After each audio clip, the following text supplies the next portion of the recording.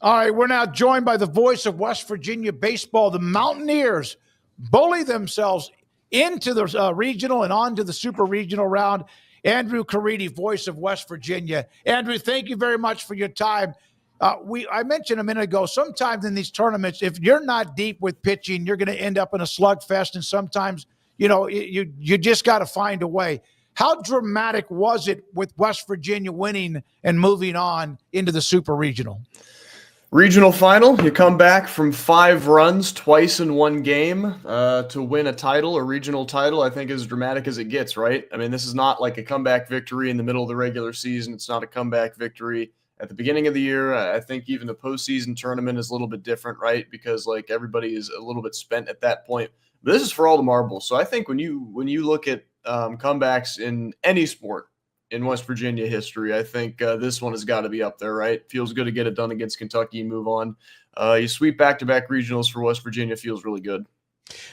To beat Clemson and Kentucky both twice without having to worry about playing out of the losers bracket, how much did that, or I guess no, Clemson, I've looked at the Kentucky score, right. Having to beat Clemson and then the Kentucky without having to play out of the losers bracket, how much did that help them? Oh, it's huge. I mean, it puts you in the king seat, right? That's the word that you get, and that's the position that you get if you go 2-0. So pitching absolutely, it ultimately decides the regional, I think. So you don't have to play that extra game and burn arms. And for West Virginia, that is specifically important.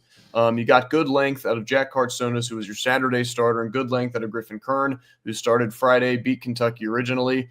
Gave up 3 runs. West Virginia ended up winning that game 4-3. But not only did you win those games, but you set yourself up perfectly for pitching. And it wasn't pretty. I don't know if you guys had caught the game at all against Kentucky in that regional championship yesterday on Sunday. But a lot of pitchers were used. I think 17 combined between the two teams, almost a 5-hour game. At that point, you're so deep into the season and you're so deep into the regional tournament that you're just looking for guys to throw strikes. And West Virginia, fortunately, found a combination that, it was 13-12. Wasn't a pitcher's duel, but it ultimately did the trick. Yeah, it was an insane game, and man, what a rush that had to be to finally finish that one off.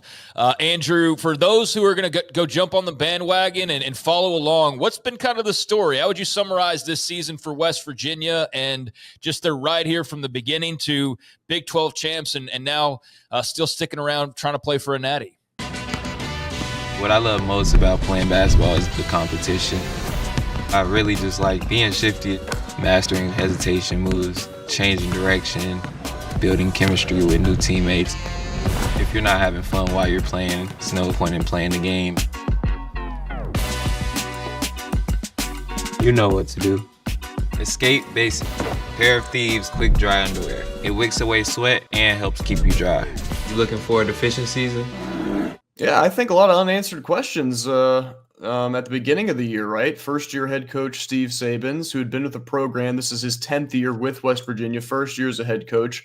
Was that success going to be sustained? Was Randy Mazey kind of the secret sauce that worked? The big question was like, Sabes had been the recruiter, right? He'd done all the roles for West Virginia coming into this season, but was he able to make those on-field calls that Randy Mazey was so good at in his career? And we quickly learned West Virginia winning 13 games in a row, 14 games in a row in the Big 12 Conference that, yeah, I think this is going actually really well. Really effective out of the portal, getting Griffin Kern, a D2 guy from Quincy, to come in and be your Friday night starter. And West Virginia did the exact same thing last year with Derek Clark, taking him from a lower level and making him a Division I starting pitcher. Jace Reinhardt, who is at USC Upstate, who is also at the Clemson Regional, leads West Virginia in doubles and RBI. He's from North Marion, which is basically 30, 40 minutes from Morgantown. He's your cleanup hitter and carried you most of the way. And also senior leadership, massively important. You got a lot of upperclassmen who have been here the entire way that has been a part of this most successful 3-year run in the history of West Virginia baseball in the modern era, right? So you got the Logan Saves, the Sam Whites, the Grant Hussies. All these guys have been a part of West Virginia playing absolutely elite baseball and playing for championships. They, the senior class specifically, have won 2 Big 12 championships in the last 3 years. So I think when you combined everything, you were a little unsure what it was going to look like, but you quickly learned that, everybody knows what it takes to win here, and you got the recipe for it. You kind of fell down a little bit. Like, obviously, every baseball team has its struggles, right? Mountaineers lost 7 of their last 9 going in to the NCAA tournament. But we were kind of formulating it like, yeah, it's not exactly going well after you get swept by Kansas at home. You still won a Big 12 championship. But everybody knows you turn that page to the NCAA tournament, all bets are off. Everything's different. We saw Vanderbilt lose. We saw Texas lose at home, the 1 and 2 seeds. Like, all bets are off, and West Virginia found its footing. Am I right, Andrew, that there was a time when Randy Mazie was there as the head coach when he first took over, that West Virginia was using multiple places to play, that they were trying to find different locations as they were trying to figure out the facilities and commitment to baseball? That's right. Yeah, you played at Charleston, it's now the Gomar Ballpark, but you were bouncing around a little bit. Hollyfield, Gomar Ballpark, finding places to play, and the coincidence of Kendrick Family Ballpark, Mon County Ballpark at the time, being there for Randy Mazie to develop the program. Ren Baker, athletic director of West Virginia, says it is the most "if you build it, they will come" example he's ever seen in his life. Like, it's the coolest thing ever. We've seen the fan base, the baseball program, the stadium, and the excitement for baseball grow all simultaneously at the same time. So yeah, we were literally going from places where you didn't have a dugout. There were porta potties for Augie Garrido in Texas when they came to play here when they were still in the Big 12 first year, right? At the field. So yeah, it's been quite a change. So I assume that everybody in Morgantown is rooting for Little Rock today, because then you wouldn't have to leave Morgantown. But I know that, like, playing LSU's no picnic, but you get to go to the box, which is college baseball heaven there. Andrew, what are your thoughts on how the University of the City will be watching that game tonight? Yeah, an unprecedented level of excitement and hype, right? It was cool to listen to the players, prior to the Kentucky game, say, like, I wish we were playing in front of 6,500 like we did at Kingsmore Stadium when we played Clemson. And with Clemson eliminated by Kentucky, it was obviously a way smaller crowd. And they were looking forward to playing in that again, because that had been the highest attendance that West Virginia had played in all season. So I think that's something that this team embraces, right? They want that stage. They embrace that stage. They got enough leadership. They got enough direction. Even from the young guys, like Gavin Kelly, the freshman, was the one who told me that. Like, he's the one looking forward to doing that type of thing. So it would be a really once in a long time thing if West Virginia was able to host the Super Regional here in Morgantown. Obviously, I think that is a very far-fetched possibility, just because it's David and Goliath, and I think you shrink Dave a little bit. All the credit to Little Rock, but no, I think even if you end up going to LSU, same type of thing. I mean, you embrace the moment. It's one of those baseball chapels, so to speak, and it'll be really fun regardless. I mean, I don't think anybody loses outcome-wise.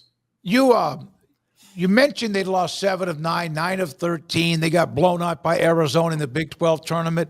What was going on? They got shut out, I think, at least once or twice in that stretch. Was it just, as you said, the schedule in baseball, you're going to go through a funk, or what was it, something else? No, listen, man. I mean, like, you guys know baseball, teams have slumps. And I think that naturally happens. I also think, like, take Kansas, for example. They were swept by Cincinnati at home. West Virginia swept Cincinnati at Kendrick Family Ballpark. That wasn't the first time that Cincinnati got swept on the season, right? And that was the first time West Virginia got swept when Kansas beat them. So it's not baseball math. Since I travel with a team, I kind of have an understanding of how rigorous it can be. I think I've seen the team kind of wear down, as all teams do towards the end of the season, because it's every other week. You're leaving Thursday at 7 o'clock from the bus, going to the Pittsburgh airport. You're basically spending an entire day traveling from like 7 in the morning to 6 at night, and then they go on to practice, right? You eventually do that, and that eventually wears you down a little bit. And baseball is a very, like, energy-focused sport where you're always going to have lulls, and then you take that towards the end of the season. It's not totally shocking that happened, right? But you get rid of the midweek games. You take some time to rest up like we did before the regional. I think everybody's got a chance to get healthy and kind of refreshed a little bit, and that's good that West Virginia was on that side, kind of encouraging to see that.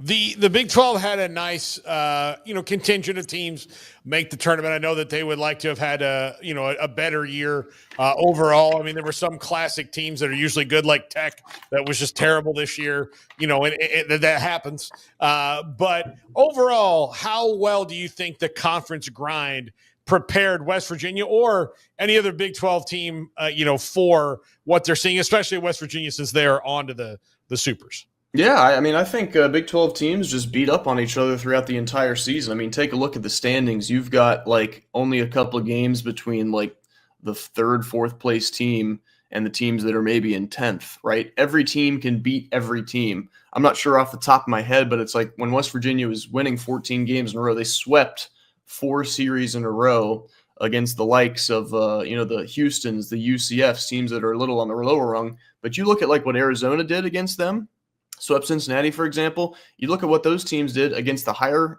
teams that are with West Virginia, like the Arizonas and TCU.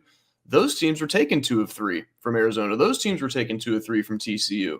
So every team has a chance to beat you no matter what. And so West Virginia, I think, was obviously pretty fortunate, but also kind of is a testament to how well they were able to play by sweeping those teams. Sweeps are hard, and to do 4 of those in a row, that's obviously never happened in program history. Big 12 obviously didn't have that marquee program that that most conferences have, right?